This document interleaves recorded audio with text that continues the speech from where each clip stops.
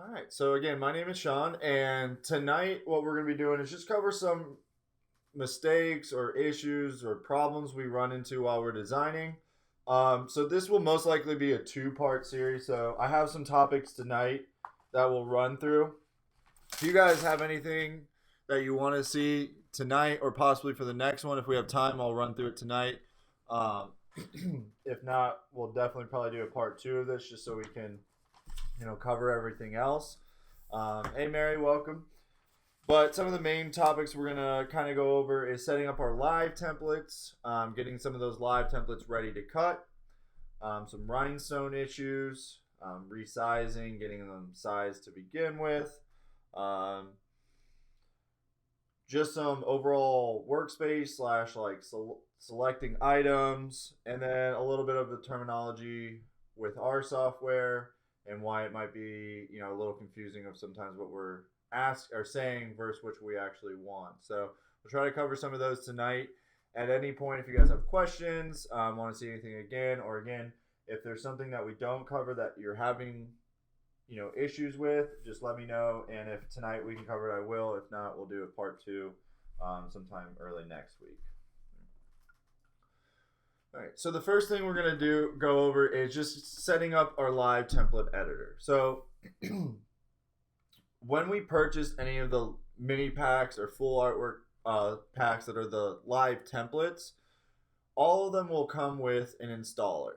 So once you install those, they kind of just disappear. So one will have, if you go to your downloads page on the website, one will say for Macs, one will say for Windows. So 90% of us probably working with a Windows, so we're going to open up the Windows version, which is just going to give us that basic installer, and it's going to install all of our files for us. Now, the first time getting this set up, it can be a little confusing just because those packs are going to create folders for you, and without kind of watching any of the videos or getting the information from us, it might be really hard to find some of those packs and where they're actually going to. So here on our software, I have it opened up already here. We have the live template editor, but just in case we don't have it open, that's just going to be hitting our Docker window and selecting the live template editor. Now, if you select it when you already have it on the open over here, it will get rid of that. So you'll have to open it again, and you'll see it kind of pop open. So if we want to hide it, we have the two arrows up here, and that will just hide it. And if we want to use it again, just click on it, and then it will have our live template editor. All right. So we have a few buttons on the live template editor. We have the open template, change artwork, add artwork, import, and my artwork. So if you're working on a previous version like the 4.0 or an earlier version in the 5, you might not see the import or my artwork tab, which is okay. Those are just extra features, so you can set different folders up to the import and my artwork. But when we set up when we first open or install live template pack, or we open up the wizard and we hit open template, it's not going to be linked up to our TRW templates folder. So every time you purchase a mini pack or a full pack from us, it will install into this folder. So you'll have this Rhinestone World folder. Once you install it once, or one pack that has templates and clip art, it will create those TRW templates and TRW clip art folders for you. So this is kind of the path that you have to know up top here, where it says this PC, C drive, users, public documents, the Rhinestone World, and then TRW templates. So if you didn't know that path or didn't watch any of the videos, it's going to be almost impossible to probably find your live templates. So once we know this path, now we can actually set our folders to directly open to our TRW templates or clip art or whatever folder we want it to. So with our live template editor, we have these little folder icons on the right hand side. So when we left click one of these, it'll pop open with a little browse for folder. And this is where we're setting the folder we're actually going to, that our templates are going to, or that when we click this button, this open template, we're going to tell it what folder to open to. So by setting our folder here, so what we want to do is left click the folder, and if you start to scroll down, you'll see how these should already be kind of open for you. So you'll see the arrows drop down. So almost just like that path we had here, where it says this PC company. Oh, of course it didn't open it now. So we went to this PC, C drive, users, public documents, the Rhinestone World, and then we have our TRW templates folder. So we need to set, we're going to follow that same path there. So when you click this when you left click this folder here, you can pretty much scroll down, you'll see this PC, and it should already kind of have the arrow drop down. So you're going to keep following these arrows. So you'll see the C drives drop down now, and users drop down, public drop down, public documents, and then that's when you should see the Rhinestone World. So you might still see one that says templates and one that says clip art in the public documents folder. We don't want to actually set it to these templates and clip art folders here. We want to select the Rhinestone World first, and then you'll see TRW clip art and TRW templates. All right. So on this top one where it says open templates, we want to select TRW templates. So you can see all this folder is highlighted now. You don't actually, when you click on it, it will drop down all the folders that you have, or all the mini packs or full packs that you have installed already. You don't actually want to select one of those folders, because then it would open up, like if I selected the first one, every time it would open up to that Animal Peak pack, and I don't want that. We want to have a list of all the packs we have installed. So by setting TRW templates, hit OK. Now every time I go to open template, it's going to go right to my TRW templates folder. It's going to have all my packs, so I can open an individual pack just by clicking on it. Or if I'm looking for a sports or like a specific design, like maybe I want something for the baby stats, I can type in baby, and it'll list all my anything like that has the word baby are related to the baby stats pack. Same thing with like if I wanted baseball, I can see all my different baseball designs that way. So you can search it by pack, or you can get specific up top here and search for, you know, any type of pack or specific type of design or template.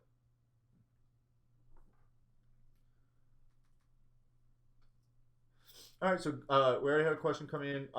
Setting up your live template editor, how do we get it to kind of snap over here to the right hand side? So when you first, that's a good question too, because when you first open it, I just kind of messed mine. Let me snap it to the right so it kind of gets in the right format again, and then I'll kind of have it just floating. So it gets annoying if it gets attached to the top because it changes the shape. So if it has it just kind of floating like it is here, and you might have figured out how to do it already just by watching me mess up, you're going to select kind of this top area here if you left click and hold, and if you kind of go over to this right side here, you'll see how it just, that big gray area like that, when you release it, it will like snap to the left side here. So sometimes it might look really wide like this. So if it looks like that, you're just going to grab it, go kind of to the left hand side of it. When you see those double arrows, you can bring it back in to make it smaller like that. So now it's almost attached to the side here. So if you're using other features like the envelope, macro manager, anything like that, you can just have them all close in. And then when you want it again, you don't necessarily have to go through here because you can see that it's already there. If I click this now, it gets rid of it. So if you already have it kind of pinned to the right hand side and you just close it with these double arrows up here, it'll just hide it. And then when you're ready to use it, just click on it again and it'll pop right open.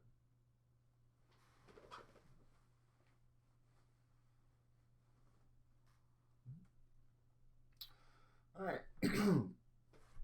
So the change artwork and add artwork, those folder icons to the on the right hand side too, we're gonna set those just like we did with the open template, and this time we're gonna select our clip art instead.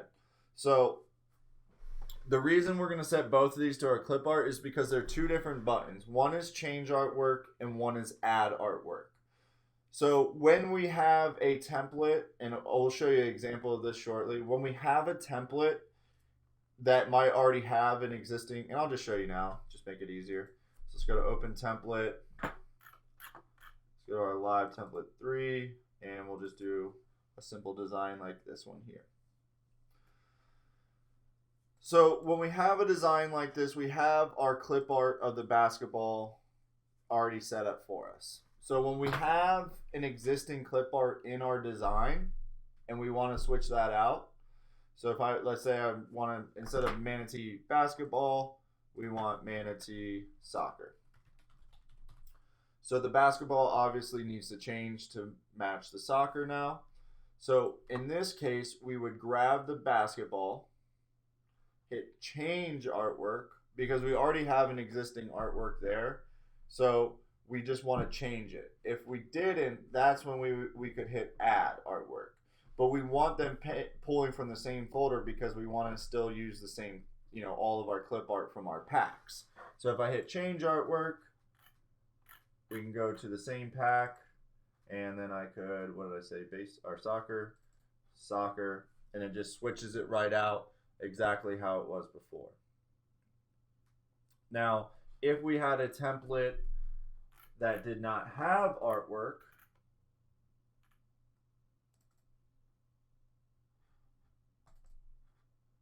and I wanted to maybe add something to it, that's when we're going to use the add artwork button. There's an extra file with it. This is when we're going to have the add artwork button. So let's say we have the football text down here. All right, so I can go add artwork. I can come in here and type football. And let's grab one of my football players here. And once I have my football player, I can add him to my design. So maybe I want to throw him in, something like that. So we want the folder still set up to the same location, but they will have two different features. So one will replace artwork / change it. The other one will add it to your existing, add artwork to most likely a design that doesn't already have it. So the same way we set those folders, we're going to do the same with change and add artwork. So if you left click, if you kind of start scrolling down to where you see the open files, it should pretty much take you to the Rhinestone World folder. This time you'll see TRW clip art. So you can go ahead and check. Well, actually, once you hit TRW clip art, I have a couple extra files that I was messing with, but it will give you 3 options. One will say CDR, EPS, and SVG. This is when you'll actually select the one that says TRW clip art CDR and hit OK. And that's just pulling from your CDR files. That way you can view them. So when we have this add artwork button and I go to my Animal Peak, how I'm able to view all these ahead of time is because they're CDR files. And since we're here too, sometimes when you first open your design, whether it be your templates or clip art, you might see your files listed like this instead. So it's an actual list. It's not going to show you a preview of your design. So to see a preview anytime that's a Corel Draw file, if you come up to the top right here, if you hover over, it'll say more options. Well, if you hover over, it'll say change your view. If you hover over the drop down, the little arrow, it'll say more options. And then you're just going to drag that. The higher you drag this up, the bigger those designs previews will get. So this will show us exactly what we're seeing, getting to see before. So we, make the right selection. So if you were to set this to your TRW clip art EPS or SVG folder, it would just pretty much look like this, where you just get the names and not actually the view of the design. So I had a question: where do the files automatically save to? I think mine are all over the place. So all it's going to be different depending on what pack or what type of file you're installing. So anything that's a mini pack or a full artwork pack that is a live template, like the live template mini packs or the live template full packs, those are all going to automatically install to the same place. So that's kind of what we did at the beginning where it had open template and you saw all these artwork packs. This path up top here, this is where all those mini packs and full packs are going to install to. If you choose the window, because again, the mini packs will have, or the full packs and the mini packs of the live templates will have the installer that says like 4 Windows, 4 Macs. So if you download the Mac version, all you're going to get is just the files themselves, like in the folders and stuff like that, but it would probably go to your downloads or documents folder, wherever you have those, wherever you're saving it to. So you'll still be able to access the file, still have CDR files, it will still have SVG files, it'll still have all the clip art, but they're not actually installing into this same area. So if you run through the application, the installer that comes with the Windows file, they should all automatically go to this area. So as you build up your packs, they're all just going to go to the same place. Now, if you purchase an individual design or a font or just like a rhinestone pack design or anything like that that's not a live template or doesn't have an installer, those are gonna, like when you download a file like that, that's just gonna go to wherever you want it to, or kind of like whatever. Either it's gonna probably default to your download area, or if you like save it to your documents, or if you save it to a certain place, it's just gonna go there. So if you're saving, like if you download, let's just say you download some vector files or some rhinestone designs. Those aren't, like, if you just download a basic rhinestone design, and I'll pull one up from the site real quick. Let's go to shop, designs. Okay, so let's say these Happy Halloween designs. These are just basic rhinestone designs. These are not gonna, when I download this, and let me see if I can just do that real quick.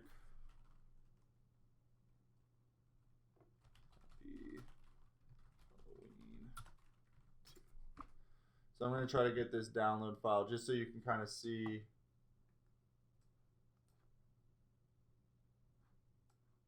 the difference.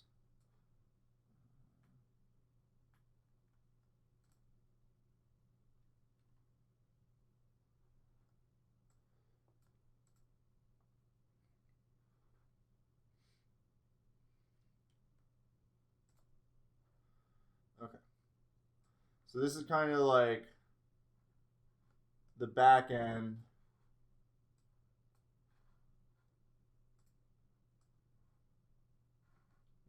it's not going to pull up on that one. So I'll show you real quick. But this is the back end of it. And when I hit download, you'll see this download down here, right? This Happy Halloween, it'll say like EPS. So when you click on that, if you click on it, it should like open up into your program just like that. All right.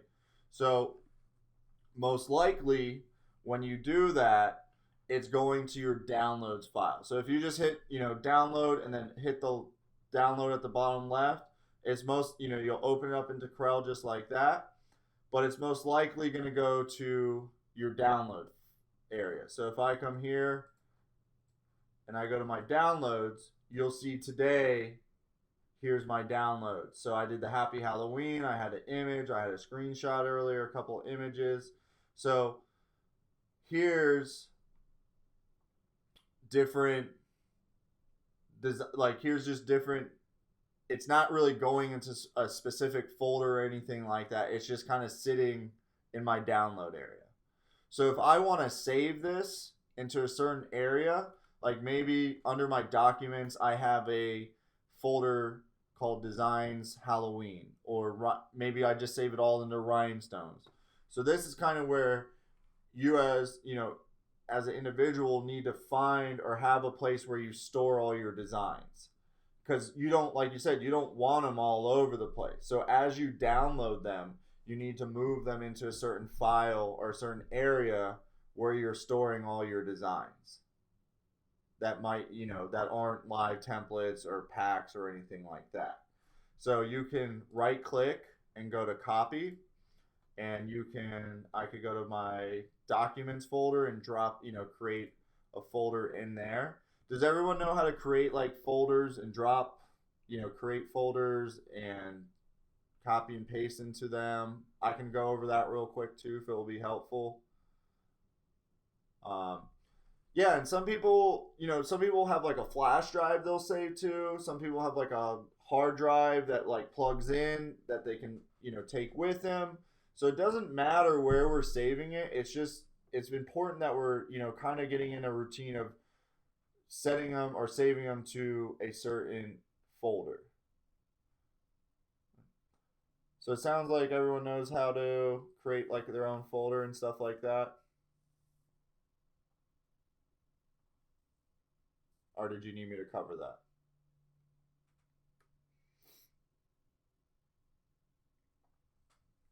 Okay. All right, so I think we're good there. So again, yeah. So you could right click.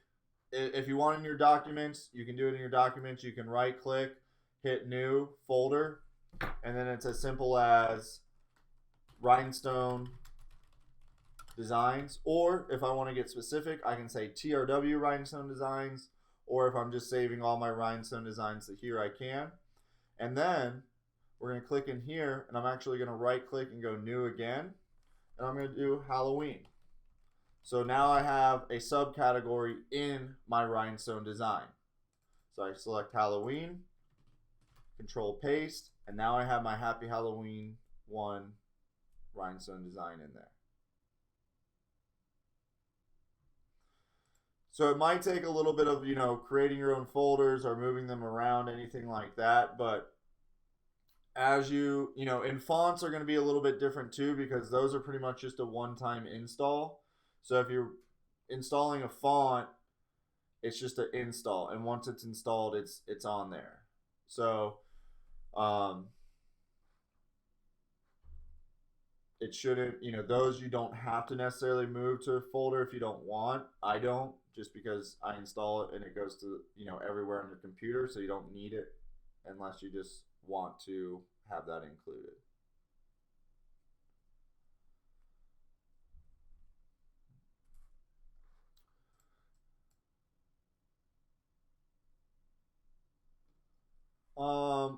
Maria, when you say on the fonts, are you talking about like what style, which ones do I recommend?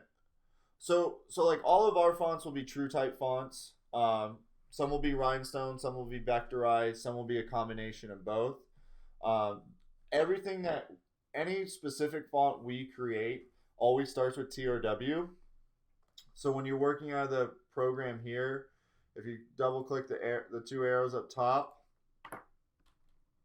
and you search in this find font TRW area, if you just write TRW, all of our fonts will show up at once. Like it'll just, just show you everything that starts with TRW, which all of our fonts do.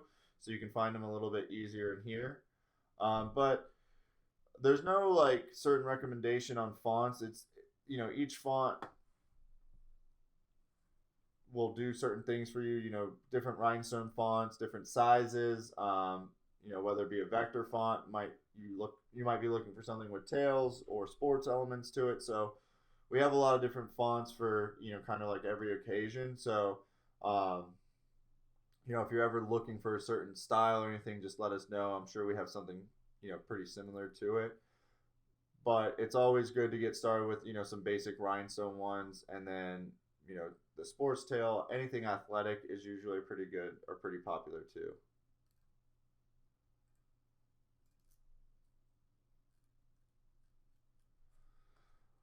Is there a way to shrink the live template editor so it opens the template and removes shapes? Um, no, you can't. I don't think you can make it smaller unless it's like that. But it's still to get to like the part you're talking about. You still would have to like scroll down to it and stuff like that. So you can make it a little bit smaller, but I think once you attach it to this window here or like lock it to the right hand side, it's going to be that tall no matter what. But if you don't want it, if you take it off of it, you can make it a little bit smaller.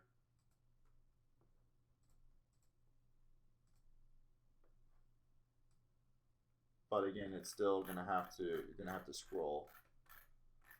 Yeah, and that's something we can look into too. It is a little bit. There is a lot of. So what the question was like, could you make this area smaller where it has like defined text, so you don't have to scroll down to see all that? At the moment, no, but that's definitely a great suggestion because most of the time you probably aren't going to run into a design that needs this much, like, or has this much text in it. So that's something that we can possibly look into of shortening up.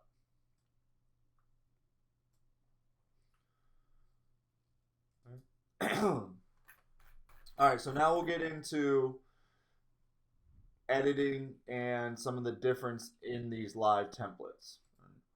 So we're going to go to open template. Now every time you use open template here, it's going to, when you select the design you want to use, it's going to open it into a completely new like document. So just keep that in mind too. It's not a big deal or anything, but it will open up into a new document. So we're going to go to Live Templates Volume 2. And we're just going to kind of go over some of the difference in these templates. So some of the like full live template packs or mini packs will have two versions. It might be A and B. It might be like A and C. It might be B and C. But usually it will at least have two versions. And then sometimes it will have three. Right? So version, you can see here, TRW Live Template Volume 2, 001A. Same name, 001B, 001C. So if you look at the designs, they're the exact same layout. A is a one color design, B is a two color design, and C is set up for like direct to garment / like printing. So we'll have like gradient fills, pretty much stuff we would never want to use for vinyl. It might have, like even this baseball here, we would want to switch out if we were using this version for vinyl. But usually A and B are set up for vinyl designs. Or now, you can always use A, B for direct to garment and print, anything like that too. But you wouldn't want to use C for vinyl designs. But you can use, A through C, anything print, direct to garment, you can always use screen print, stuff like that. But A and B are specifically, most of the time better for vinyl cutting. And C we'd never want to use for vinyl cutting.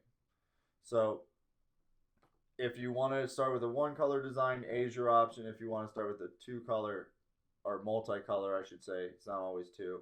It can be a multicolor design. You'll start with B, and then if you want anything like gradient fills or anything like that, you can use C. Now that doesn't mean I can't take version A and add a gradient fill to this one color design and then use it in my printing. You can always do that too. It's just how they're originally set up, just to try to make it easier for whatever process we're trying to complete. So once we know what versions we can use, there's a couple different types of live templates we have. So our different type of live text inside these templates. So one example, and actually for this, let's go. We'll actually open this one here.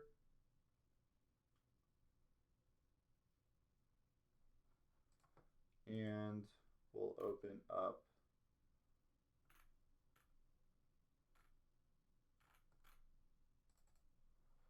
another version here. So these are A and B designs, so they can be set up pretty quickly for vinyl if we wanted. So the main thing that some of the biggest mistakes we see with the live templates is how to get them cut ready. How to get these, any overlapping features or parts fixed before we send it over to the cutter. All right, so here we have two different types of text. One on the left with the Mustangs, this is what we call a contour. So this is it's technically a two-color design. When I move the Mustang's text, though, that black is going to stay with it on the outside. So it's a contour. It's pretty much attached to this design. You can still edit it. You can change the color of the contour. You can change the size of the contour by clicking on it. So you can, it's still part of our Mustang's text. On the right-hand side, we have what we call our three-color live text. So it does appear to be three colors because we have that white here. Now the way we set these up is there are actually two text fields layered on top. One has a white contour, one has that blue one. When they're layered right on top of each other, it gives us that three-color look. So getting these ready to cut is sometimes where we see the biggest problems or the biggest issues. Right? So knowing the difference between a design that has a contour, just a one contour, so this would just be a basic, pretty much a two-color text is what we'd probably call it, compared to our three-color live text, we have to be able to see the difference or know the difference in that. So that's going to be our first thing, So most likely the B version will be the one that has like those contours to it and stuff like that, or C possibly, but the C version you don't really need to get ready to cut, so you don't really have to go through the process of getting it cut, which is where we kind of run into a lot of these issues. All right, so the one on the left hand side, when we get this design ready, and first of all, so I'm going to delete this basketball one out of here just so we can kind of take it one at a time. So our Mustang's text right here, anytime you bring in a new live template, it's going to come as a group design. So does everyone know how to tell if when you select a design, if it's grouped or not?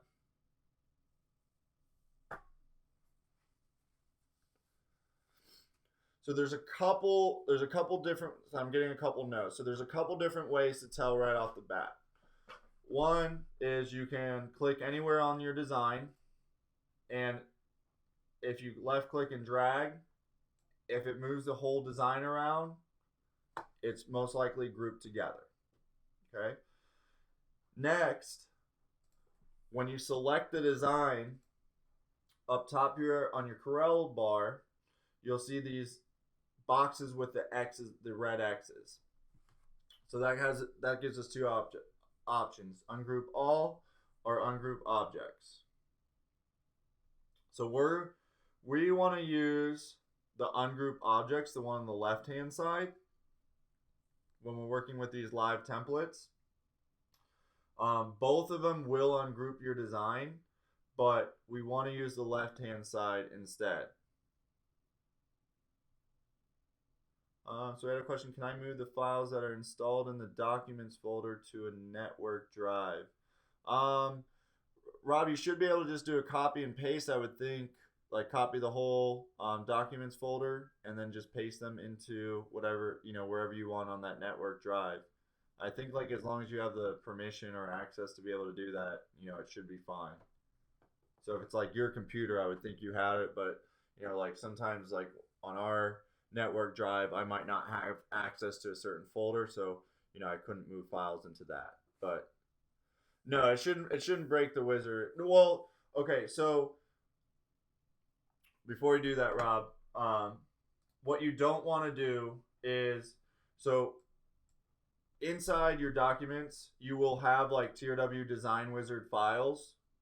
Don't move them from the documents folder. So if you have like this TRW Design Wizard file in here, don't move this folder. You can copy and paste it, to a different one, but don't actually move like where it says TRW Design Wizard.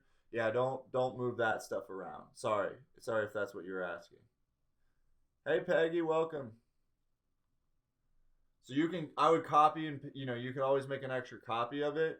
Just don't like if you move this TRW Design Wizard, sometimes those might be linked to certain like mock-ups, magic pattern, stuff like that are all associated with those files. So you don't want to move it, but you can always copy and bring it to a new place.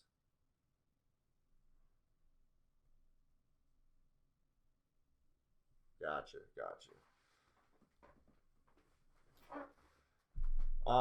Rob, I can double check on that just to make sure, but before, just shoot us an email.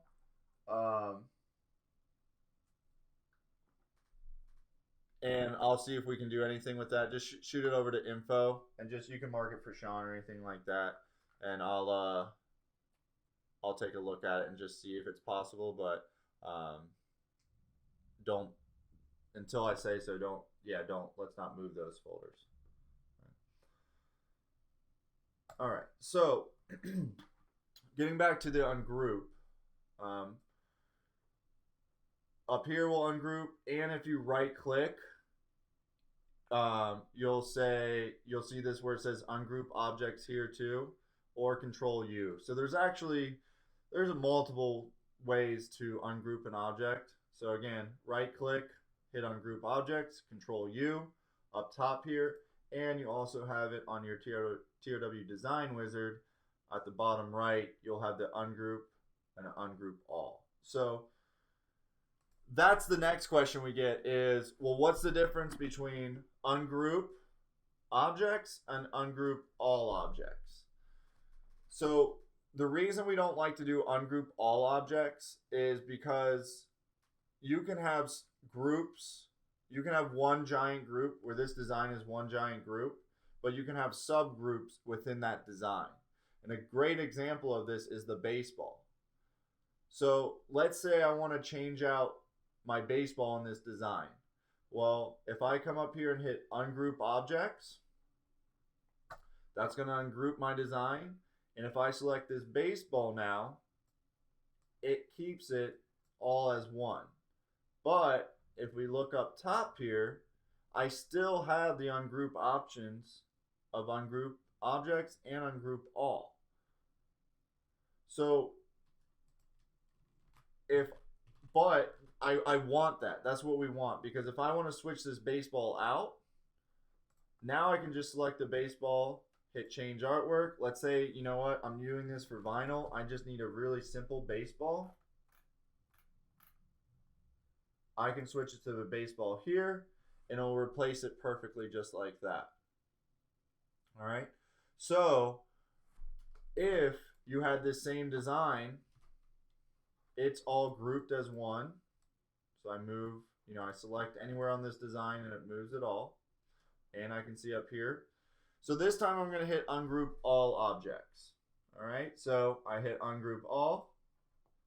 Now I select the baseball and I move it around. And then I start to realize that, oh, this baseball actually has 4 different layers to it. So that baseball was originally a subgroup within a grouping. So if I tried to switch this baseball out now with a simple one, if I just grab anywhere, depending on where I grab, like let's say I grab this piece here, this is the only piece that it's going to switch my artwork out with. So I'm going to come in here. I'm going to think I just ungroup my design. Okay, cool. I want to just switch this to a nice simple baseball. So I'm going to go change artwork. We're going to select baseball. Go ahead and select the baseball we want.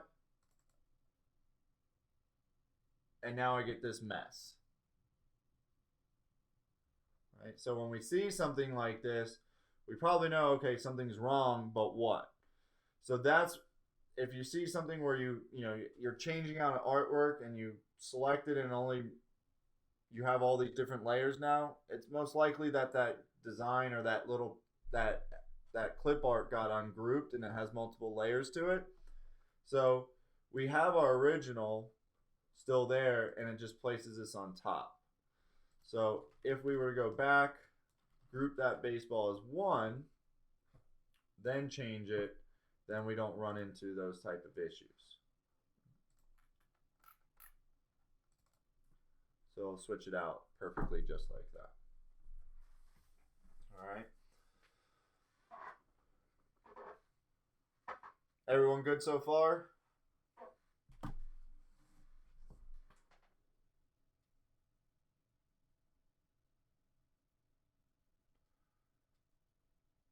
Awesome.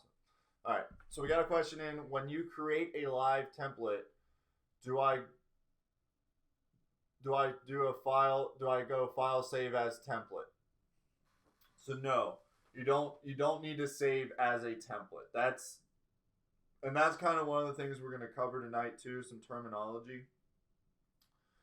So yes, it's technically we're creating a template, but when it's thinking of a template, like when it says save as a template in Corel, it's not thinking of it as like a design template. It's thinking of it almost like if you ever created like a template for an email where it's, you know, it's always going to be signed Sean, thanks Sean at the Rhinestone World, or, you know, a response where, you know, thank you for purchasing so and so Sean at the Rhinestone World, where it's just a template where I can come in quickly and edit it.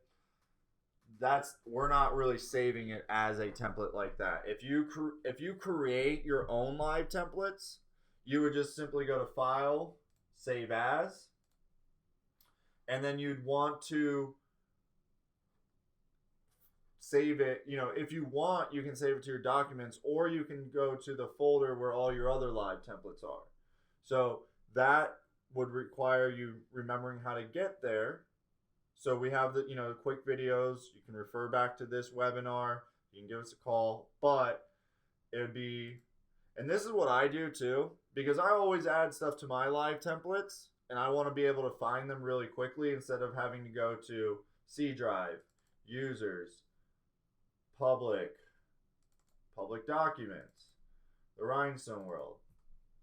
So, and now I'll have, you know, my TRW templates here. So then I find all my packs. You can see I have like a custom folder here.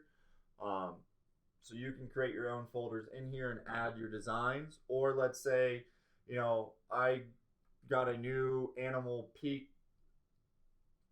custom design that I want to just include into my Animal Peaks. I can save it into there. You know, I can save it into existing folders or create my own.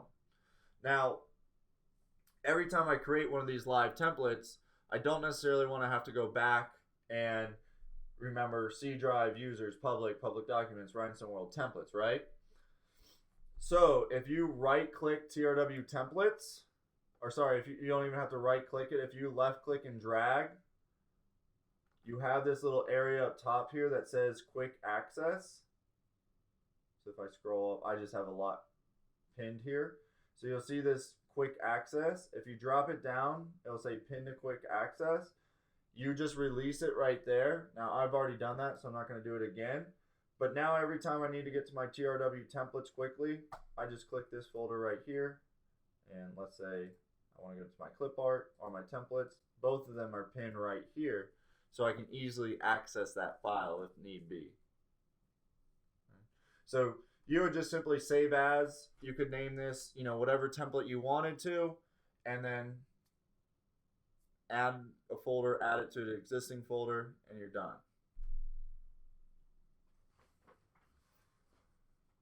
Hey, Pillar, you just sneaking in?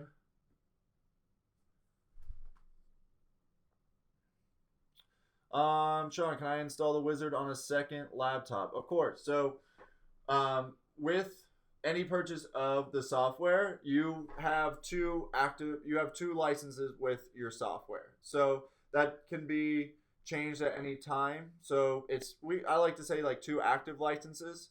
So you can have, like, let's say you have one on your desktop, one on your laptop. If one of those crashes, or you ever want to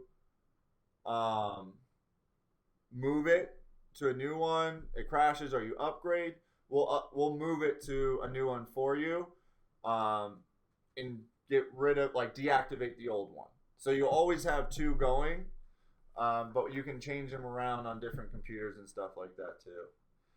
Yeah, Pillar, I'm bummed too. I was surprised I wasn't going there, but I guess we only have like a 10 by 10 booth in Denver, so it's gonna be a full house without me already. But yeah, I'm pretty bummed.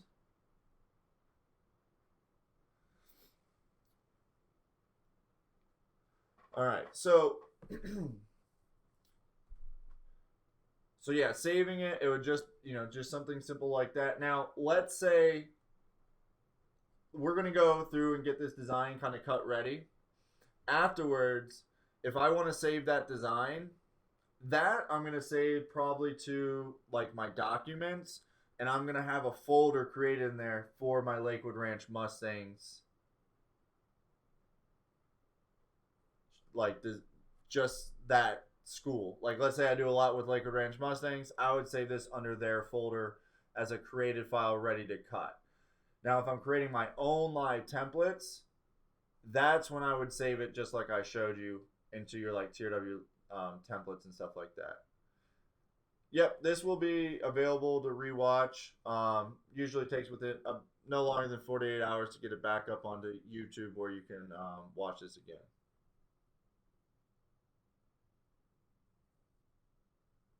Yeah, that's a great question. So sometimes when you get these new artwork packs, let's see, Animal Puns 5.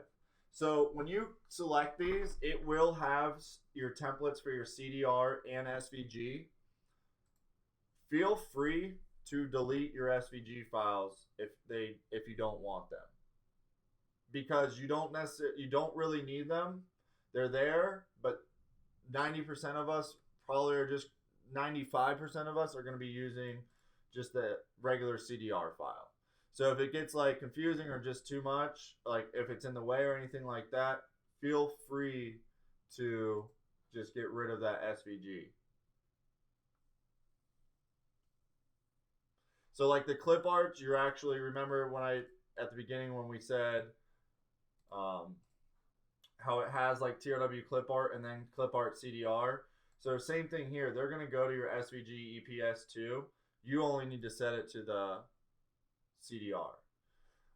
Can you open a CDR in Silhouette Studio? So you can, but you have to have the business edition upgrade.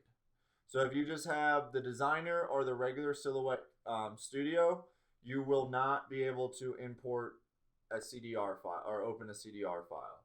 If you have the designer edition, you can open the SVG files, but you cannot edit them like you could with like the live templates and stuff like that. So if you're working out of Silhouette, you will, in order to fully, or I shouldn't say fully, but in order to use the live templates and how you can to keep the text and change it, you would need business edition. Now that's not going to give you the tools to quickly like change out the artwork and break apart the text and stuff like that, but it will give you the ability to like change and edit the text.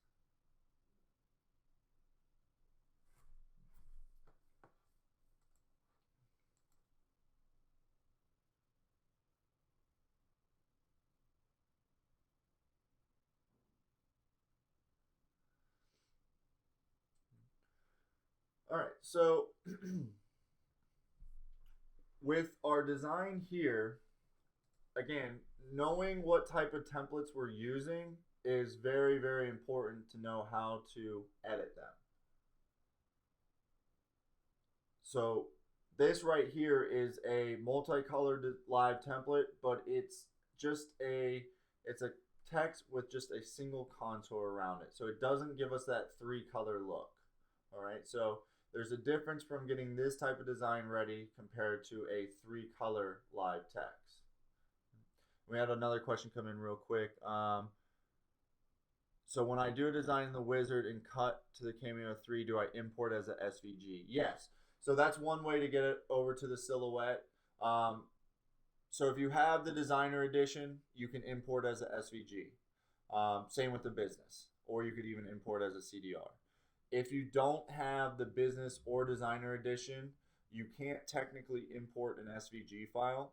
You can purchase the Silhouette Connect, and that kind of is a plugin for Corel that just simply allows you to send from Corel to the Silhouette Connect.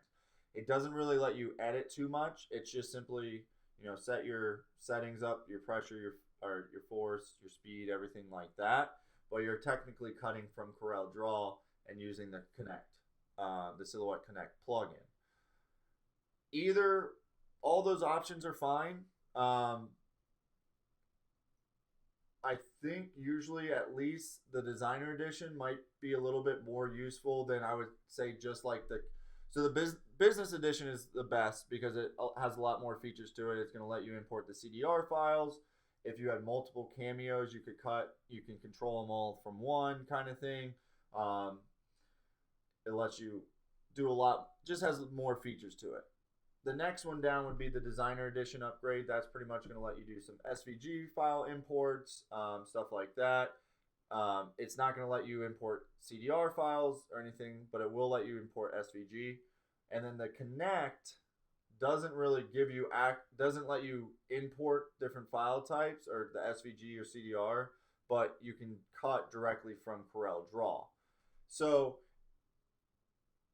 if you have our software in the Connect, that's fine, because if someone does send you like a SVG file, most likely you can just open it in Corel and still edit it. If you're working mostly just from the Silhouette, I would definitely recommend at least the designer or business upgrade. That way, if someone sends you like a SVG file or any a CDR, if you have the business, you can open those. But all three can technically work. So it's kind of you definitely do not need to get the business and the designer edition, okay? Unless you already have the designer and you want to upgrade to the business, but you don't need to go backwards.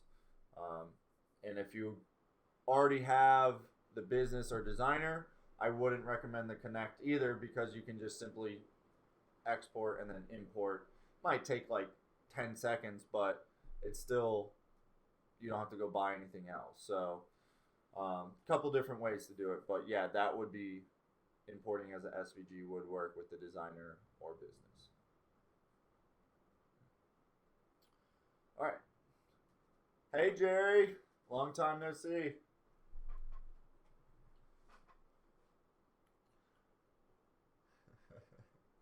All right, so with our design here, we have again just a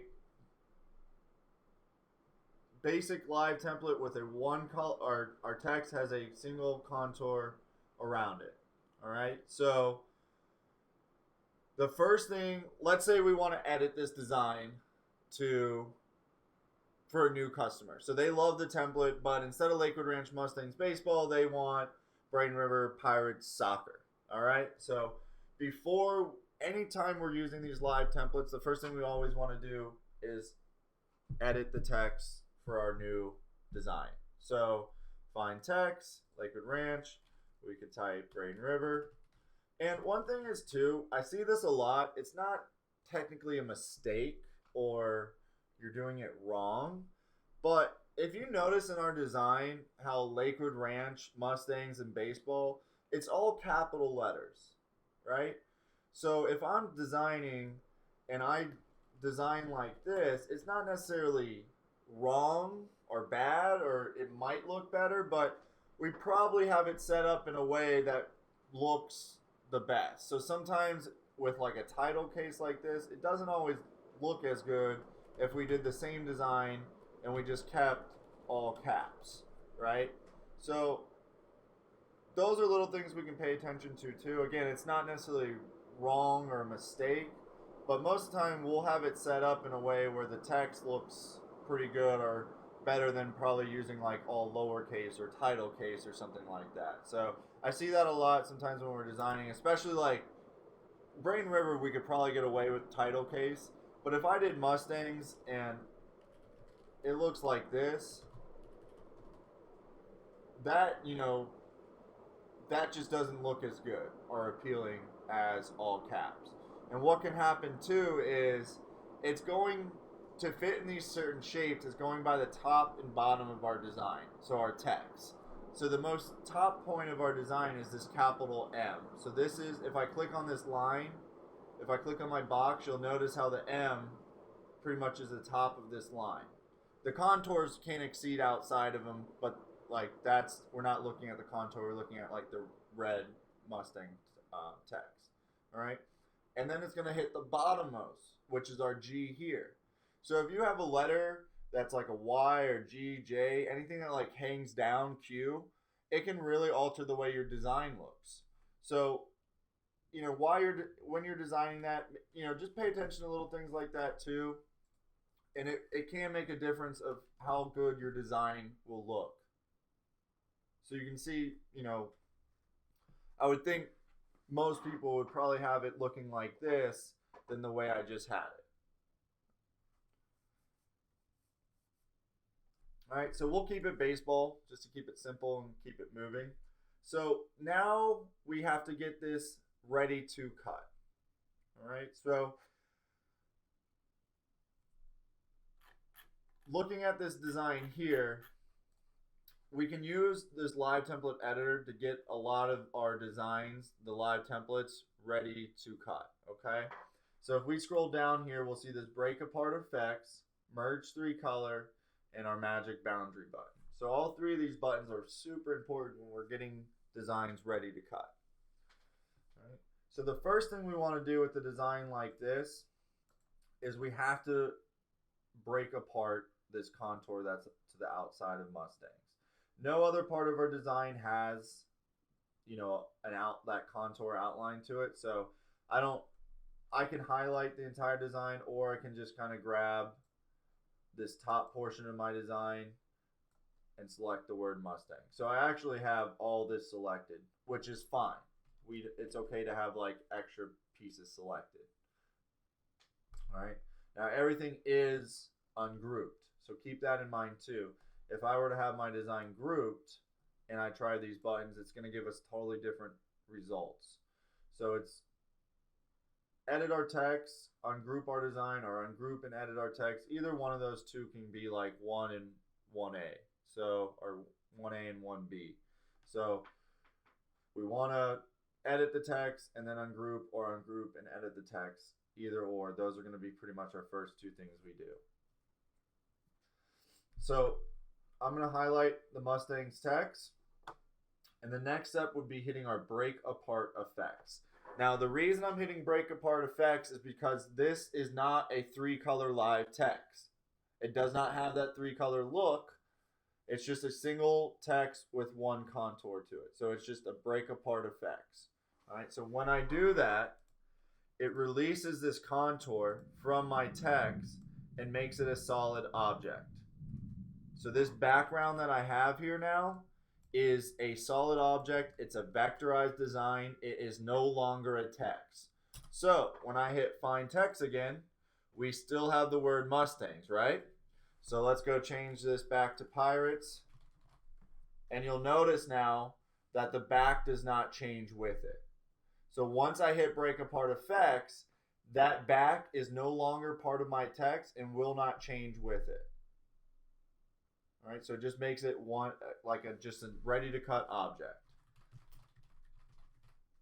All right, so when we have our Mustangs text like that. No, so we had another question. Do you convert everything to curves before you break it apart? No, you do not need to do that. All right.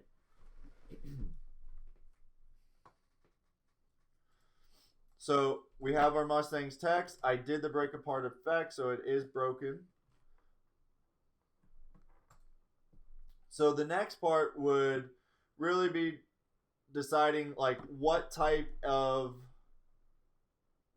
vinyl, or what's my finished project gonna be, or what type of vinyl am I gonna. I'm assuming we're working with vinyl right now. Okay, so if we're doing anything like direct to garment and stuff like that, printing wise, we don't really. You can pretty much just send it over as is. but let's pretend we're working with just vinyl right now. And now we have to decide what type of vinyl we're working with, because some we can layer, some we can't. All right. So if we have a vinyl we can layer, my design is pretty much done. I can leave it as is, and I can weld all the black pieces together, and I could weld all the red pieces together, and I'm pretty much done, ready to cut. Maybe add some templates, some vinyl overcuts or anything like that. But essentially, my design would be done. So if I had, let's go ahead and do that. We'll make a copy real quick. So if I'm working with a vinyl that can be layered, now this is only a 2-color design, keep in mind too. If I had like a 3 or 4 color design, and let's say I had another boundary behind this Mustang's,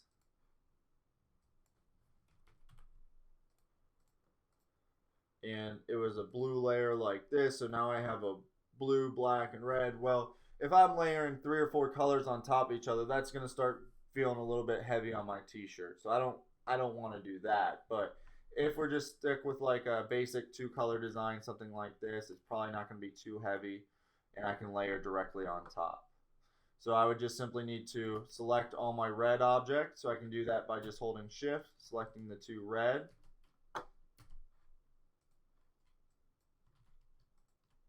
And I like to just pull it over just to make sure I have all the right pieces selected. And then I can just hit weld up top here. Right. Now, it looks like my red disappeared or something like that. It just got moved to a different layer. So this black piece here is just on top, and I added an extra boundary that I didn't get rid of yet. So this black piece is just on top, but my red is still there. So what happened is this, when I welded it to the red, this red was on a layer behind, so it welded it to that layer, so it just got moved behind. All I have to do is select this black object here where it has Mustangs. I can go to the design wizard. At the bottom you'll see this little B, that's for back a page, and we hit it just like that. So just a little heads up too, if I go completely dark in a second, it's just we're having a thunderstorm, so I just got like a flash of the light, so hopefully I don't get knocked out or anything. But if I just go away, it's most likely because we got hit with lightning. So alright, so now I have these 2 layers, and I could select all the black, weld that together. Now when you weld it, if it moves it to the top again, it's just on the same, again it went to the top layer. So I just hit back, and now I have my design set up like it's supposed to. So I have just those 2 layers, and I'm actually going to move this to a new page so I don't weld all this red together.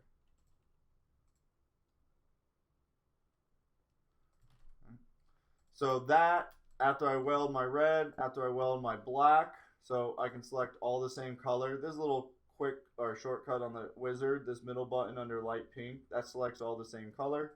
So I can select the black, select all the same color, hit weld, move that to the back page, and now my design's good. So from this point I can highlight, go to templates, vinyl overcut, right click, and it will give me my templates for my design just like that. All right. Now the next question that we already got was, if I'm using a vinyl that can't be layered, what's the process for this same design? So that, it's almost like one of those like branches. So you start with the tree and it branches off, like, are you going to do this? If you say yes, you go this way. If you say no, you go this way, and so on. It just keeps almost like branching out. So if we're using a glitter, like a vinyl that can be layered, glitter is a great example for that. We have a couple different options to get this cut ready. All right. So one, we still want to break it apart. So the same steps of hitting the break apart effects would come into play. So right now we're at the point where we did break apart effects because it's just a 1 contour design. So it separates that contour, makes it a full object. So now I have my text. Now until I like weld my text together, I can still edit it. So you can still, change it. But at this point, we should be past that. We should have already changed everything we needed to. All right. So this is where we have to decide what type of look we want for our design. So now we're at the point where, okay, we decide that we're using a vinyl that cannot be layered. So now do I want to use my magic trap, which will keep my design looking just like you see here, or do I want to use our magic boundary, which is right here, which would cause us to actually have that 3-color look. So the boundary makes it so there's no pieces that are overlapping at all. So if I change this to like 0.03, I'm going to select the red layer here, hit remove shapes behind is going to be checked, plus the contour, and I'll uncheck the contour just so you can see why I'm doing that. So I hit magic boundary. So it comes through the magic boundary and it pretty much creates this boundary, and all this white behind it now is going to be my t-shirt color showing through. So if I move that, this whole area would just be, it's completely, there's no black behind it anymore. So it does give us that. When I add the boundary to a single contour like this, it gives us that same look as our 3-color live text, right? So that's one option. Now, the reason I unchecked contour was because I wanted you to see the mistake that we made here. So if I zoom in on the A, you can see how because I didn't check this contour option, it wants to remove this whole inside part of the A.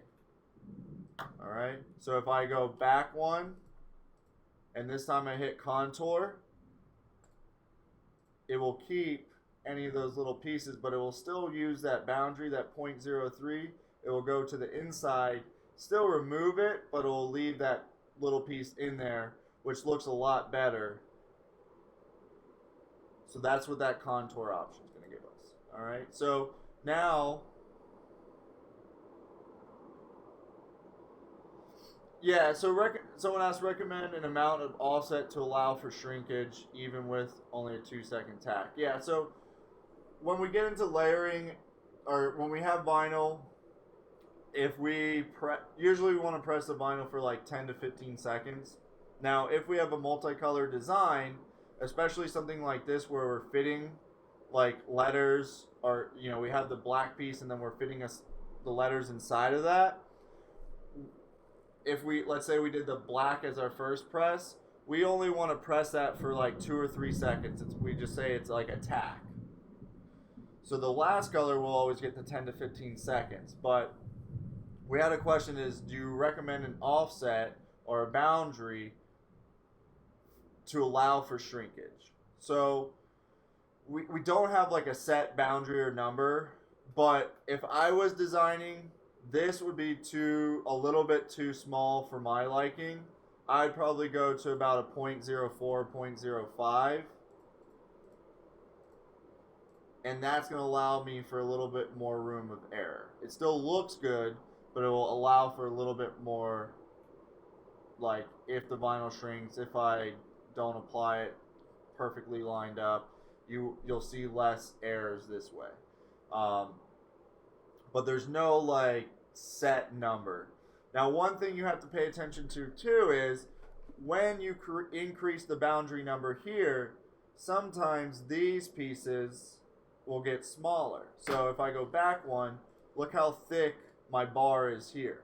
So I love that because I know if I'm working with glitter vinyl, that's going to weed pretty easily the way it is, the way it's set up there. Now if I go, let's say I go to 0.08, that's too much. So we'll do 0.06. That line right now, that super thin line, if I'm cutting that in glitter, you can pretty much guarantee it's going to give you a headache every time. Right? You're going to weed it and then it's going to move. So after you weed it, it's going to be offline just a little bit like that. Maybe a little straighter like that. So then you're trying to pick it up manually and move it over, and it's like, okay, is that lined up? And then when you press the U into it, you see that it's just slightly off just a little bit that way. So this kind of stuff, I would be more inclined to probably leave this a little bit thicker and try to work with that than to make this like crazy small like that. So it's almost finding that in between. So maybe even like a 0.4 would give me a good thickness here, plus enough distance on the outside to give me a little like more room for error. All right, so those are all little things we want to take in or consider before we actually make those cuts, because you're going to make one of those cuts, hopefully just make one and then weed through it and just make sure everything's set up right. But if you let's say your cut settings are good, you cut 10 of these at once, and then you realize, man, that U on every one of them is super thin, I'm spending extra time trying to make sure it weeds correctly, that just adds into your time and cuts down your profit. So as we're starting to design little things like that, those are the type of things we want to look for and keep in mind, because it's going to help us at the end. Now, that's when we're working with vinyl. So if we're working with different medias or direct printing, anything like that, these little things don't matter as much. All right. So that's one way to get that cut ready. All right. The second, so that's using the Magic Boundary tool with non-layerable vinyls. The second option is what we call our Magic Trap.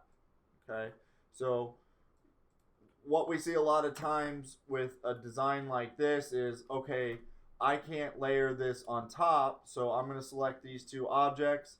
I'm going to do a simplify or a trim, and what that does is cuts out all the red or all the black that's on top of my red, right? So that, how many people do that when they try to get their designs ready for like layerable vinyl or non-layerable vinyl? A simplify or maybe a trim, something like that.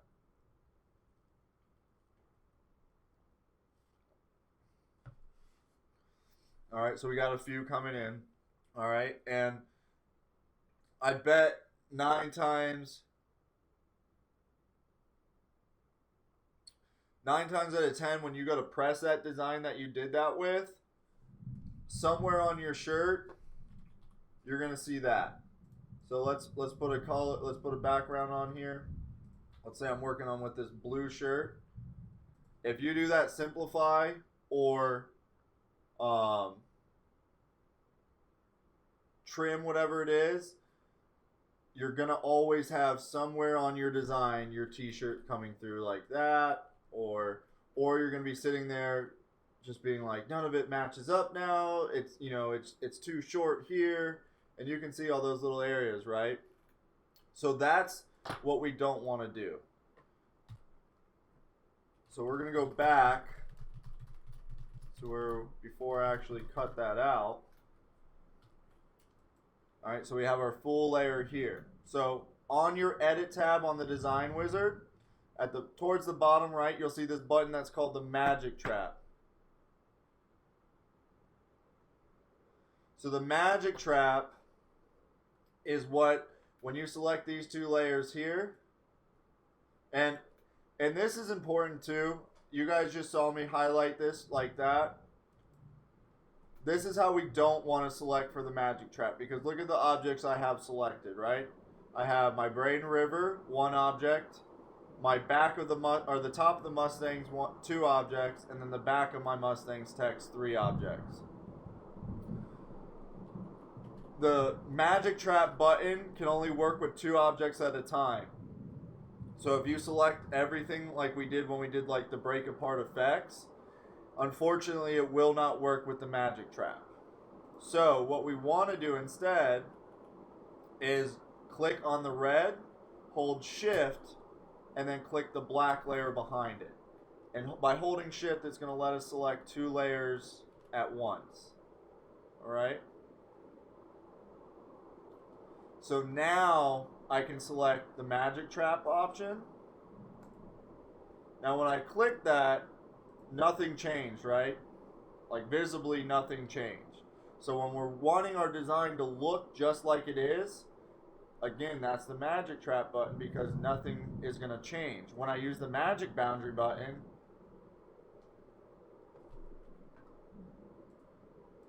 you see the physical changes in your design. All right, with the magic trap, we don't see any of those changes. And all right, so let me go back. All right. So this is what we see a lot. So I grab those two objects, I hit magic trap, I come here. So I move it, it looks the same. Now the only difference is when I click on my red, you can see where this blue line is underneath the black, or on top, on the black.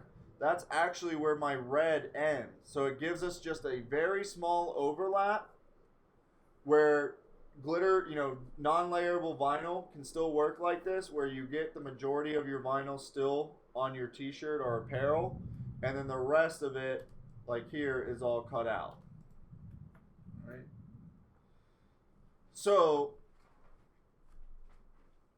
the way I just set up this magic trap, what color would always have to be first now? Because the red's underneath the black, right? So that would mean I would have to press red before I ever press the black. Does everyone get, because my red is underneath my black here, if I move it to the top, it looks like this. So it doesn't necessarily look bad, but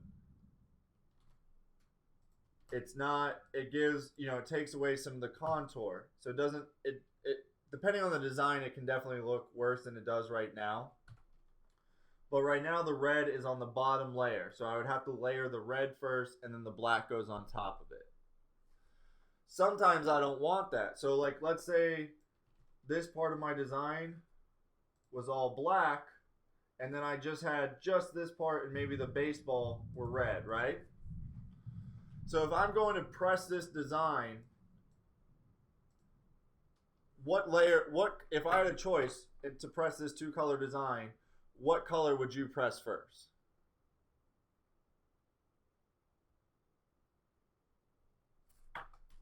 And you can separate them too, just to kind of get a better idea. So we'll do all the black. So would be pressing, Phil, always bet on black.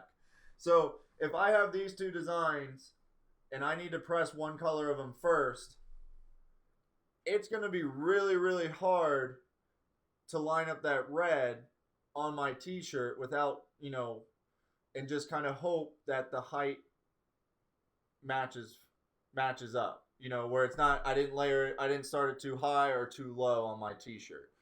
If I use the black first, I know the max height and the max, where the bottom and top of my design is going to go, and it's going to look it's going to be a lot easier to layer this first and then come back and fill in my red than to have, let's just grab a t-shirt just so we can see it a little bit easier.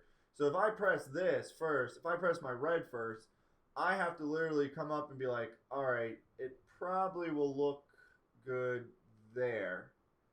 And then hope that when I bring in my black piece, and the size got a little mixed up, but you get the idea, it's going to be hard to kind of line that up and be like, oh, wow, now I pressed that way too low to begin with, and now my shirt's messed up. Where if I have the black, I could match that up a lot nicer and be like, okay, if I put it right here on the chest area, that's a good height from the neck, and it's not too low, then the red's just going to fall into place right into it. All right, but the way we set up that magic trap is the red has to go first, right? So it makes it really hard to line up our designs. So instead, all we have to do, now let me go back a few times. When we have our design here, all right,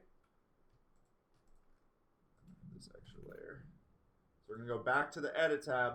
Now when I hover over Magic Trap, down here by our phone number, check out what it says. It says shift click to trap bottom shape.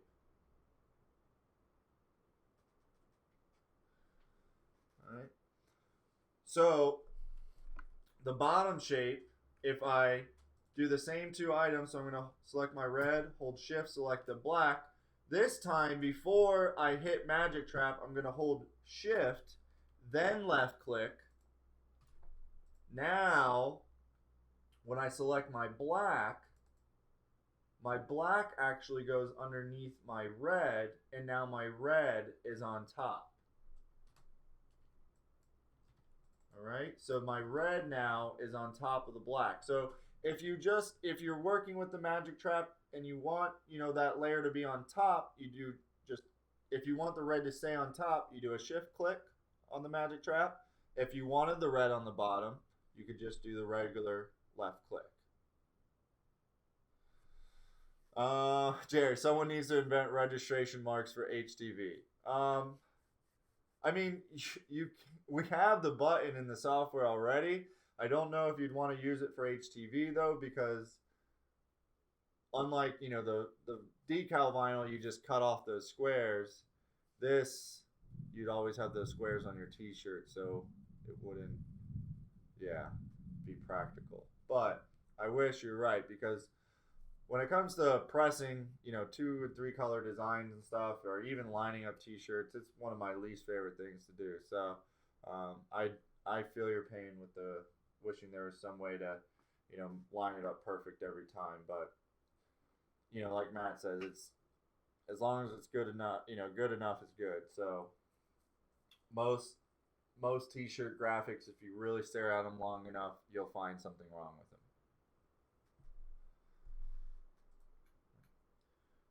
All right, so does that kind of clear up getting your design ready to cut for a single contour design? We went over the magic trap, the magic boundary, or just then we have the layerable option. If you have a vinyl you can layer, you really don't have to go through as much. You pretty much are just welding the same colors, and then you can layer on top if you need it.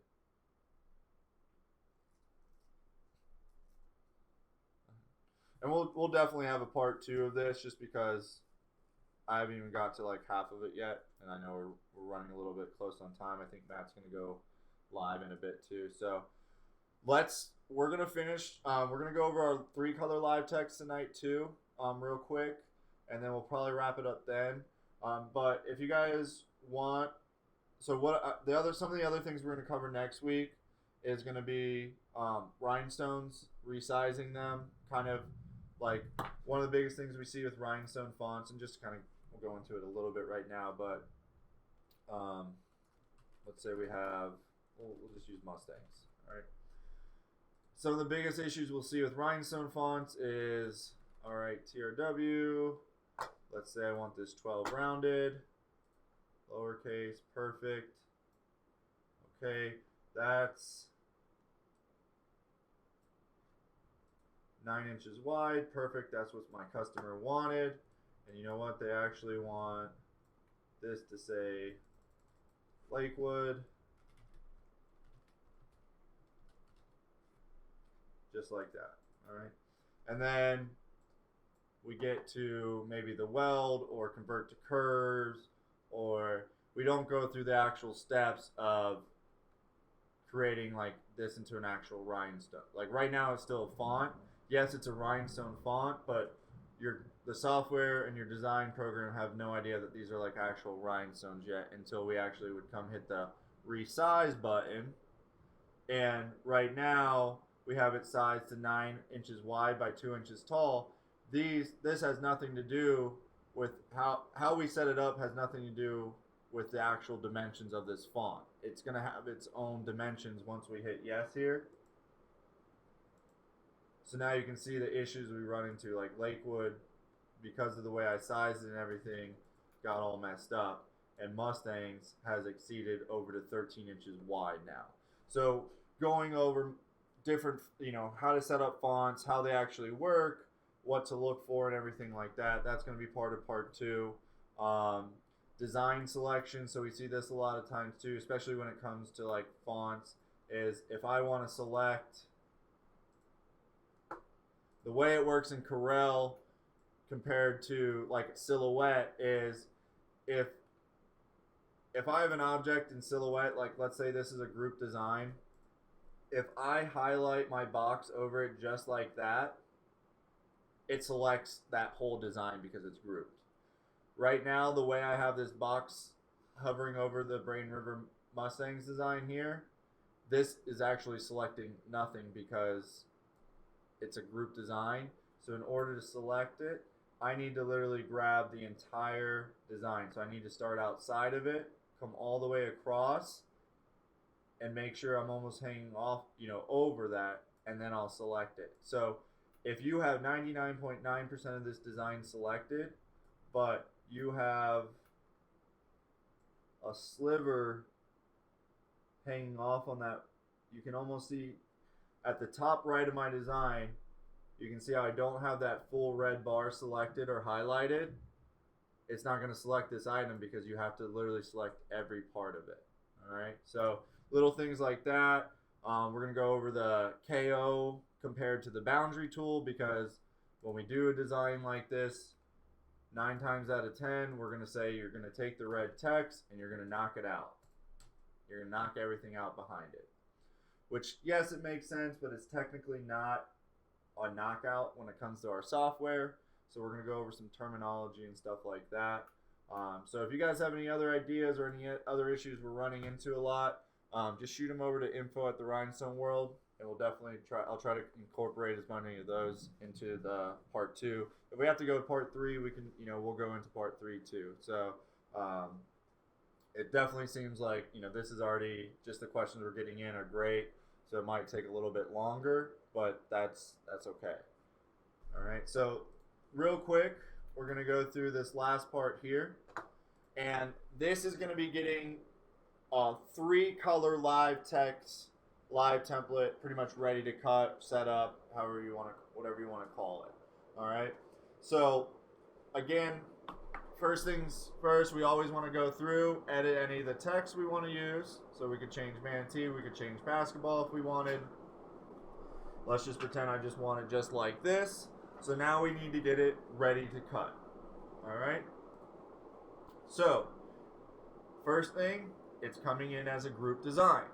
Again, you can tell up here we have our ungroup objects, ungroup all objects. When we're working with these live templates, which one do we want to choose? Do we want to do ungroup objects, or do we want to do ungroup all objects?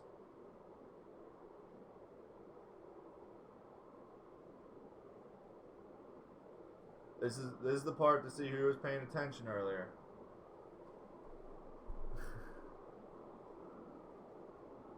All right, so we got a couple answers.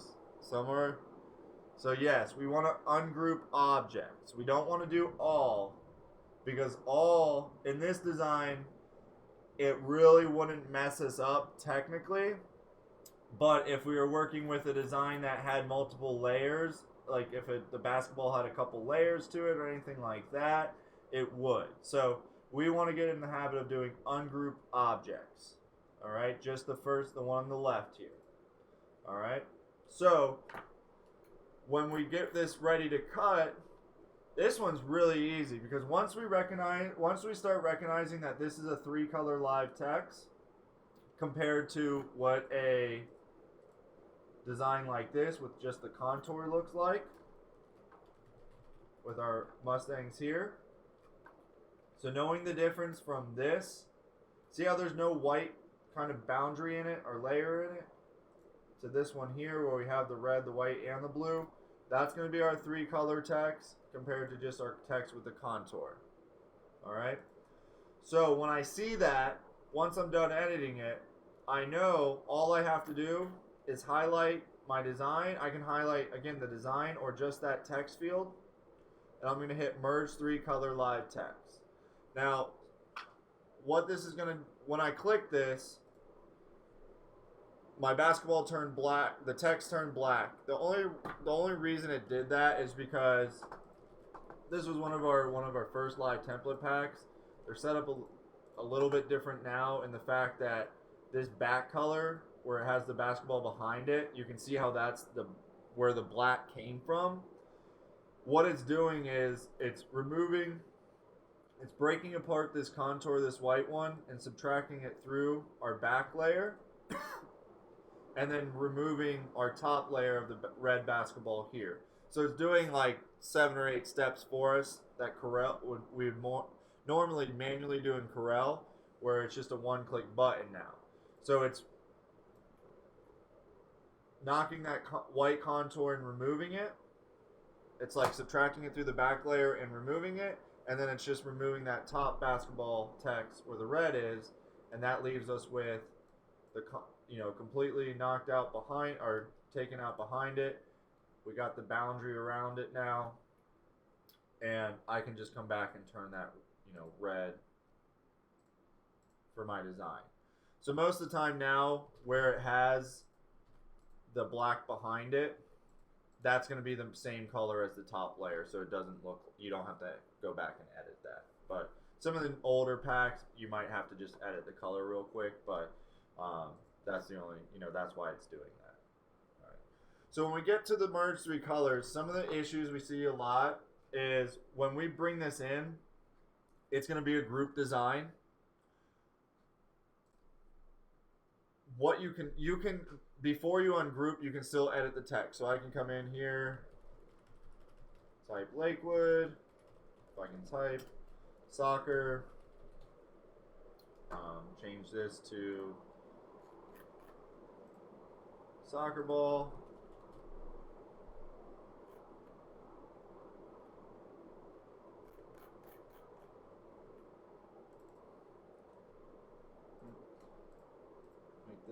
All right, so now when I'm ready to edit my design, I got it all laid out. I changed the text. So I select my design, come down here, hit merge 3 color, go to remove it, and then I realize that my design is still grouped together. So I forgot to ungroup it, but I hit merge 3 color live text. All right, so oh crap, now it's all grouped together, so that's why it didn't work. So I hit ungroup, I go to check my layers, and now I still see that there's white here, so I remove that one, and now I have 3 different layers of my design. So it didn't actually punch through like it was supposed to, but now I have all these different layers, right? So that's just because before we hit the merge 3 color live text button, we always have to ungroup our design. So again, it's a group design right now. If I hit merge 3 color and then hit ungroup, it just breaks, it almost breaks my layers apart like that break apart effects button does. So it doesn't actually create that 3 color look, or it doesn't actually like subtract that contour through the back layer or anything like that. So we see this a lot when we're working with the 3 color live text and we're trying to get it ready to cut, is that we keep our design grouped together, and then when we hit the merge 3 color, it doesn't actually do the effect like it's supposed to. So if we're here, we hit ungroup, go back, and if you do this, you need to go back all the way to the point before it got to the merge 3 color. So now if I hit ungroup, it's still, and you'll know because it still has the contour around the top layer, and then it will still have your back color with the contour. If you don't do it correctly, and I hit break apart on purpose, don't follow that direction there, it will look like this, where you move the red, there's no white trim around it, and then you have these extra layers. Okay. All right, so we're grouped. We changed our text.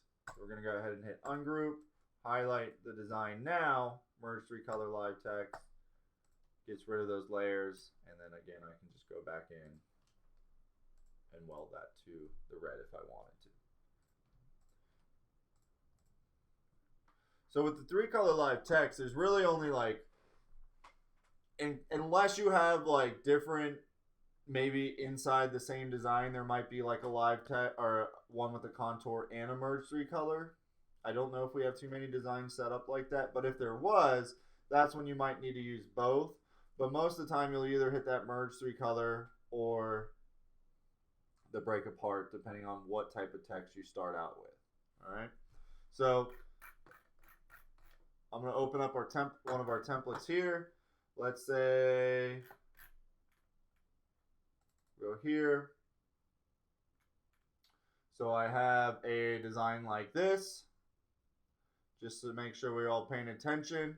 What type of color? What type of text is this? Is this going to be a regular with a contour, where I would hit break apart effects, or would this be a design where I would use the merge 3 color live text?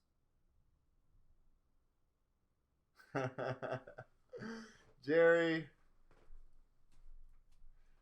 yours probably is turning into a 17 color design at the end, isn't it? So this is going to be, yes, as most people answered it, it's going to be a 3 color, okay? So that's, really understanding the difference is really going to be a helpful tool for us. So, mostly, and usually with a typical pack, like the Live Template Volume 3, most of these pack or designs in that pack are like the 3 color setup. So usually it's very similar if you're working within the same pack.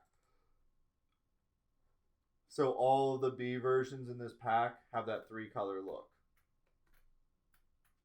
Not saying that every pack is set up like this, but in this pack specifically, they will all have that like 3 color look instead of just the contour.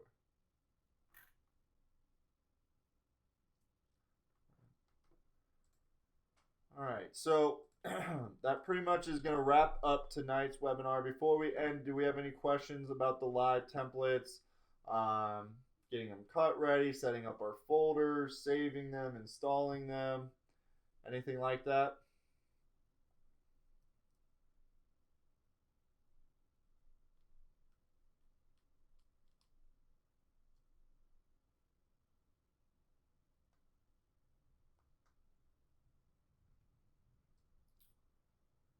All right, well, I think we're good to go then.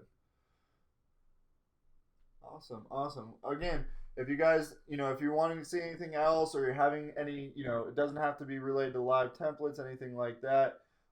If you're running into any issues, anything's bothering you with the software, whether it's Corel, the Wizard, any part of it, just please let us know, and I'll try to incorporate it next week. I'm thinking Monday probably for part 2, Monday night.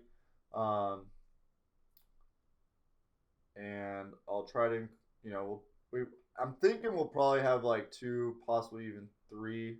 Thinking probably closer to 3 of these, just because it allows us to get more in depth with them and everything like that.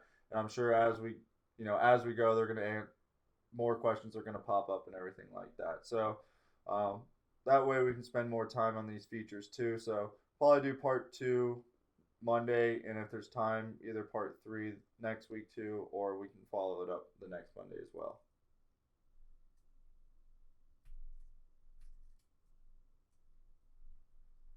I got you, Pillar. It's coming. All right, guys. Well, thank you so much for coming. On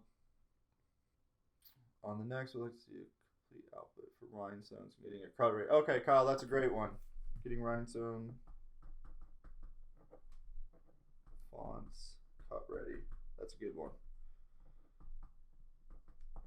All right. But I think Matt's going live sometime tonight. I think we released that new font. Do you guys check out the new rhinestone font that was released today? So in case you haven't, I'll show you real quick. If I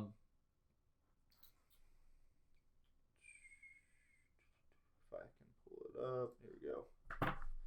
Yeah, so it's a pretty cool one. It's a rhinestone. It's a twirly rhinestone. So if you go into the site, it'll be the first thing that pops up. 65% off.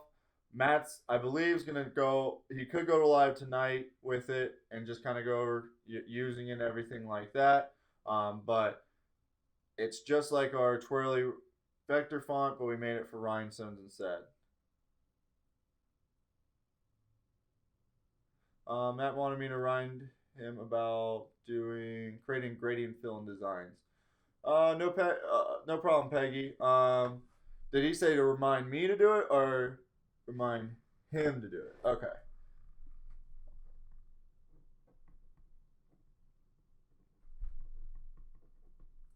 And I can touch a little bit on that next week too, Peggy. Just um, doing gradient fills and stuff like that. And just real quick, in case you in Corel, if you click on like a um,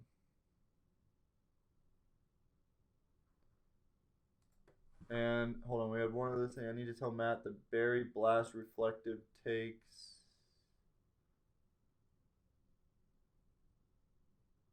Sorry, Pillar. I don't know T pressing to get it to adhere, or what is T? Oh, extra, extra pressing. When you say extra, do you mean like more time or um?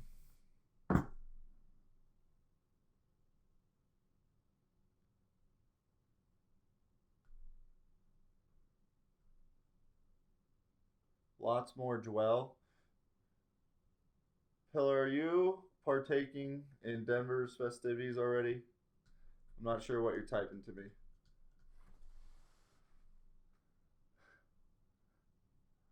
Then we had another question. Do you know if the Cameo can cut um, flex soft material or do you need a laser cutter? Um, I haven't worked with the flex soft material, Jerry. That might be a great question for the crafting page. Or if anybody knows here if the Cameo can cut flex off or is it just a laser? Um,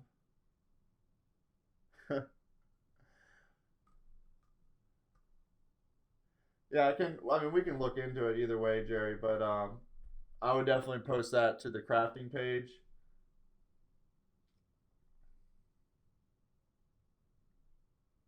And I guarantee you someone will know there.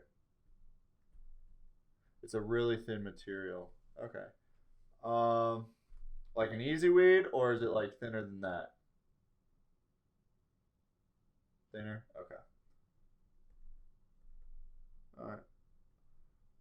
Well, I'll try to get you that answer, Jerry. But yeah, in the meantime, if it's a rush, ask the crafting page. But I'll try to look for that.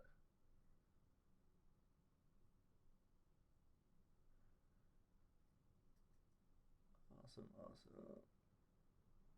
Okay, so it took just more time for the berry blast. I got you. Uh,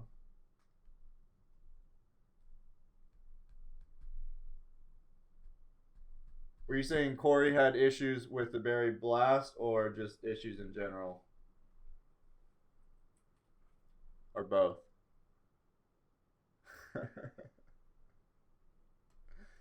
Awesome. All right, guys. Well, thank you so much.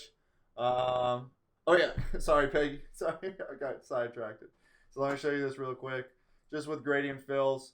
Um, so if you click on Mustangs here, it will show you the color that you have like chosen at this bottom right here. So it can be still layered on top. But if you click this little color palette right here, it'll open up with this window, this edit fill window. And then the first one will have the no fill, the second will be uniform, and then the third one over will say fountain fill. So it's probably better just to slide this over or down so you can see your design. But these are the two colors you're kind of going in between. So if you select the black, you'll see it pop up down here. And then you can go ahead and like choose whatever color you want. You can pick from like something like that. I like to just use this here, but you can pretty much pick the color and then you'll select the second color. So if it's red or black or white, whatever you want it to be, you can choose it. And then let's say you want it like that. This box here, you can actually left click and drag and you can like spin it and you'll see how the effects turn up differently on your product over there. So you can double click in here and it'll add a third color. So you can really start, giving it all different types of fills. When you add a fill to your design, if you click on the contour, usually it's going to give you your fill color, but now it'll give you your last fill color too. So you can actually add like a gradient fill into that contour look too. So you can see how it goes from a darker, and almost gets like white on this side here. So that's just like a little bit of the gradient fill. It's never that easy when I do it. Jared, that's because you're working with 17 colors.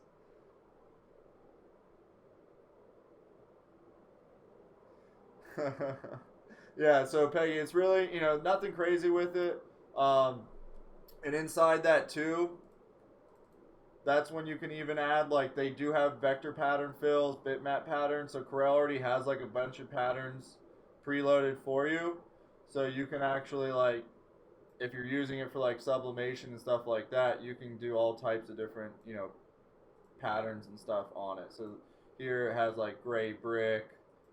But if you go in here, man, it has a lot of different like fills and stuff like that you can use. Some you might have to actually purchase through Corel. Like, this has nothing to do with like our software or anything like that.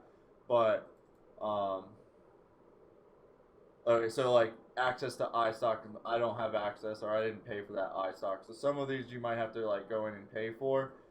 Some of them are free though, so you might just have to play around and see. But now it's downloading this Chipmunk one, so that should work, and then it'll apply that effect to your text. So you, in that same edit tab, you can have the gradient fills or all these different patterns and stuff like that. Not to say that they're going to look great, every one, but, and then I myself haven't got too much into it because I haven't messed with sublimation too much, but you can get into all the more effects and stuff. As you can see, there's a lot more options and stuff too. So, but that just gives you a little bit, of a start. Here's little polka dots where you can control the dots and stuff like that. So, there's a lot you can do with it. All right. Awesome. All right, guys. Well, I'll see you hopefully next Monday for part 2. And like I said, if there's any, anything you want to cover, please just shoot us an email at info@therhinestoneworld.com, or you can give us a call at 941-755-1696 and just ask for Joe. All right, guys. Have a great night and safe weekend. Thanks.